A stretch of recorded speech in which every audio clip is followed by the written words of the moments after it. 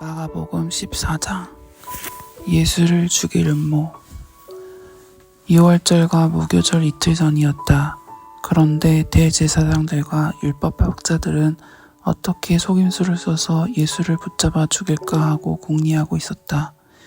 그런데 그들은 백성이 소동을 일으키면 안 되니 명절에는 하지 말자 하고 말하였다.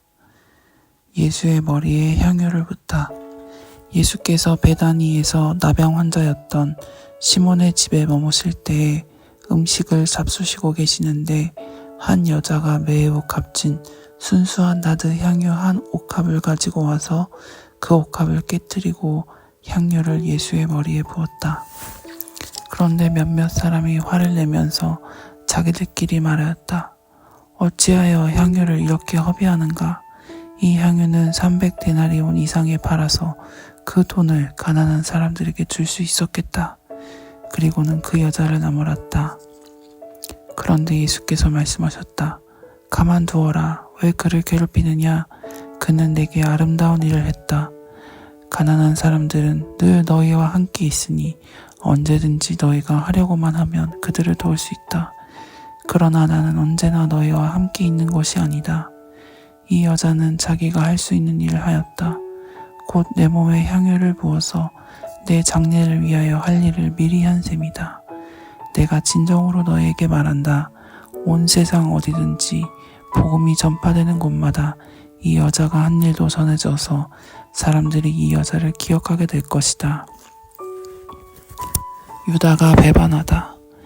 12제자 가운데 하나인 갸롯 유다가 대제사장들에게 예수를 넘겨줄 마음을 품고 그들을 찾아갔다. 그들은 유다의 말을 듣고서 기뻐하여 그에게 은돈을 주기로 약속하였다. 그래서 유다는 예수를 넘겨줄 적당한 기회를 노리고 있었다. 6월절 음식을 나누시다. 무교절 첫째 날에 곧 6월절 양을 잡는 날에 제자들이 예수께 말하였다. 우리가 가서 선생님께서 6월절 음식을 드시게 준비하려 하는데 어디에다 하기를 바라십니까? 예수께서 제자 2사람을 보내시며 말씀하셨다. 성 안으로 들어가거라. 그러면 물동이를 메고 오는 사람을 만날 것이니 그를 따라가거라. 그리고 그가 들어가는 집으로 가서 그 집 주인에게 말하기를 선생님께서 하시는 말씀이 내가 내 제자들과 함께 6월절 음식을 먹을 내 사랑방이 어디에 있느냐고 하십니다 하여라. 그러면 그는 자리를 깔아서 준비한 큰 다락방을 너희에게 보여줄 것이니 거기에 우리를 위하여 준비를 하여라. 제자들이 떠나서 성 안으로 들어가 보니 예수께서 말씀하신 그대로였다. 그리하여 그들은 6월절을 준비하였다. 저녁때가 되어서 예수께서는 12제자와 함께 가셨다. 그들이 자리를 잡고 앉아서 먹고 있을 때 예수께서 말씀하셨다. 내가 진정으로 너희에게 말한다. 너희 가운데 한 사람, 곧 나와 함께 먹고 있는 사람이 나를 넘겨줄 것이다. 그들은 근심에 쌓여 나는 아니지요 하고 예수께 말하기 시작하였다. 예수께서 그들에게 말씀하셨다. 그는 12 가운데 하나로서 나와 함께 대접에 빵을 적시고 있는 사람이다. 인자는 자기에 관하여 성경에 기록되어 있는 대로 떠나가지만 인자를 넘겨주는 그 사람에게는 화가 있다. 그 사람은 차라리 태어나지 않았더라면 자기에게 좋았을 것이다. 마지막 만찬. 그들이 먹고 있을 때에 예수께서 빵을 들어서 축복하신 다음에 떼어서 그들에게 주시고 말씀하셨다.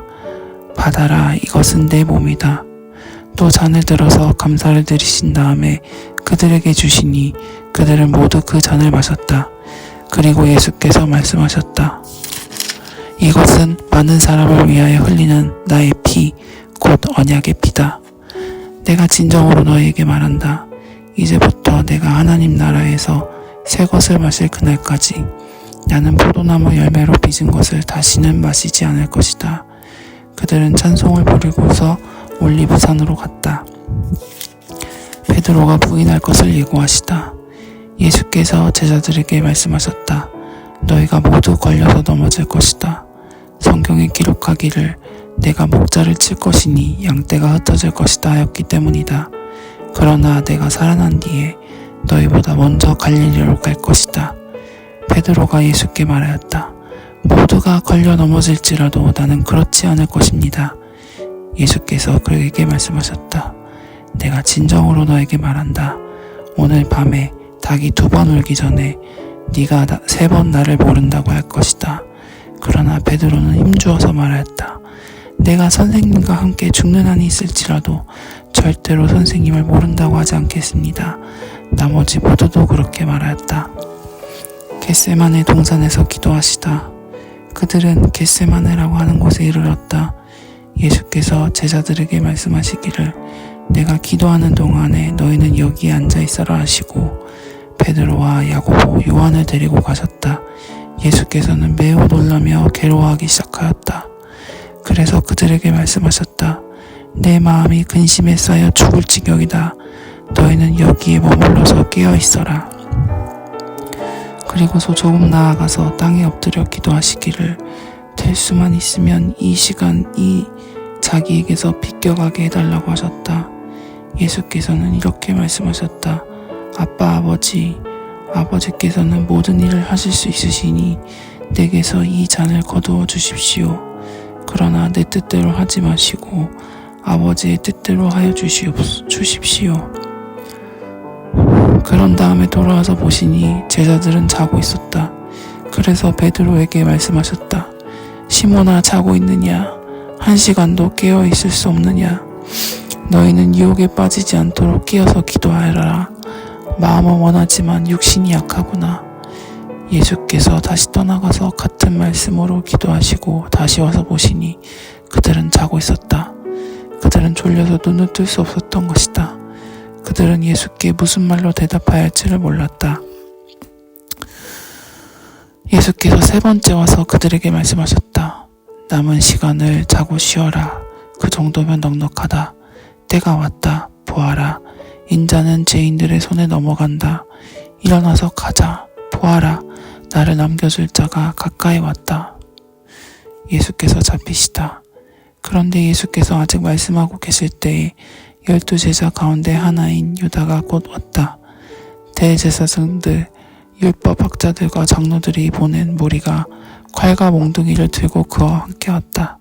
그런데 예수를 넘겨줄 자가 그들에게 신호를 짜주기를 내가 입을 맞추는 사람이 바로 그 사람이니 그를 잡아서 단단히 끌고 가시오 하고 말해 놓았다. 유다가 와서 예수께로 곧 다가가서 랍비님 하고 말하고서 입을 맞추었다. 그러자 그들은 예수께 손을 떼어 잡았다. 그런데 곁에 서 있던 이들 가운데서 어느 한 사람이 칼을 빼어 대제사장의 종을 내리쳐서 그 귀를 잘라버렸다. 예수께서 그들에게 말씀하셨다. 너희는 강도에게 하듯이 칼과 몽둥이를 들고 나를 잡으러 나왔느냐? 내가 날마다 성전에 너희와 함께 있으면서 가르치고 있었건만 너희는 잡지 않았다. 그러나 이것은 성경 말씀을 이루려는 것이다. 제자들은 모두 예수를 버리고 달아났다. 어떤 젊은이가 맨몸으로 달아나다.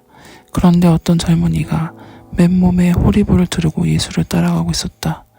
그들이 그를 잡으려고 하니 그는 홀 이불을 버리고 맨몸으로 달아났다. 의회 앞에 서시다. 그들은 예수를 대제사장에게로 끌고 갔다. 그러자 대제사장들과 장로들과 율법학자들이 모두 모여들었다. 베드로는 멀찍이 떨어져서 예수를 뒤따라 대제사장의 집 앞마당에까지 들어갔다. 그는 하인들과 함께 앉아 불을 쬐고 있었다. 대제사장들과 온 의회가 예수를 사형에 처하려고 그를 고소할 증거를 찾았으나 찾아내지 못하였다. 예수에게 불리하게 거짓으로 증언하는 사람이 많이 있었지만 그들의 증언은 서로 들어맞지 않았다. 더러는 일어나서 그에게 불리하게 거짓으로 증언하여 말하기를 우리가 이 사람이 말하는 것을 들었는데 내가 사람의 손으로 지은 이 성전을 허물고 손으로 짓지 않은 다른 성전을 4일 만에 세우겠다 하였습니다. 그러나 그들의 증언도 서로 들어맞지 않았다. 그래서 대제사장이 한가운데 일어서서 예수께 물었다. 이 사람들이 그대에게 불리하게 증언하는데도 아무 답변도 하지 않소? 그러나 예수께서는 입을 다무시고 아무 대답도 하지 않으셨다. 대제사장이 예수에게 물었다. 그대는 찬양을 받으실 분의 아들 그리스도요? 예수께서 말씀하셨다. 내가 바로 그이요. 당신들은 인자가 전능하신 분의 오른쪽에 앉아있는 것과 하늘의 구름을 타고 오는 것을 보게 될 것이요. 대제사장은 자기 옷을 찢고 말하였다. 이제 우리에게 무슨 증인들이 더 필요하겠소? 여러분은 이제 하나님을 모독하는 말을 들었소. 여러분의 생각은 어떠하오? 그러자 그들은 모두 예수는 사형을 받아야 마땅하다고 정죄하였다. 그들 가운데서 더러는 달려들어 예수께 침을 뱉고 얼굴을 가리고 주먹으로 치고 하면서 알아맞추어 보아라 하고 놀려대기 시작하였다. 그리고 하인들은 예수를 손바닥으로 쳤다. 베드로가 예수를 모른다고 하다. 베드로가 안뜰 아래쪽에 있는데 대제사장의 하녀 가운데 하나가 와서 베드로가 불을 쬐고 있는 것을 보고 그를 빤히 노려보고서 말하였다. 당신도 저 나사렛 사람 예수와 함께 다닌 사람이지요? 그러나 베드로는 부인하여 말하였다. 네가 무슨 말을 하는지 나는 알지도 못하고 깨닫지도 못하겠다. 그리고 그는 바깥으로 나갔다. 그 하녀가 그를 보고서 그 곁에 서 있는 사람들에게 다시 말하였다. 이 사람은 그들과 한패입니다. 그러나 그는 다시 부인하였다. 조금 뒤에 곁에 서 있는 사람들이 다시 베드로에게 말하였다. 당신이 갈릴리 사람이니까 틀림없이 그들과 한패일 거요. 그러나 베드로는 저주하고 맹세하여 말하였다. 나는 당신들이 말하는 그 사람을 알지 못하오. 그러자 곧 닭이 두 번째 울었다. 그래서 베드로는 예수께서 자기에게 닭이 두 번 울기 전에 네가 나를 세 번 모른다고 할 것이다 하신 그 말씀이 생각나 엎드려서 울었다. 아멘.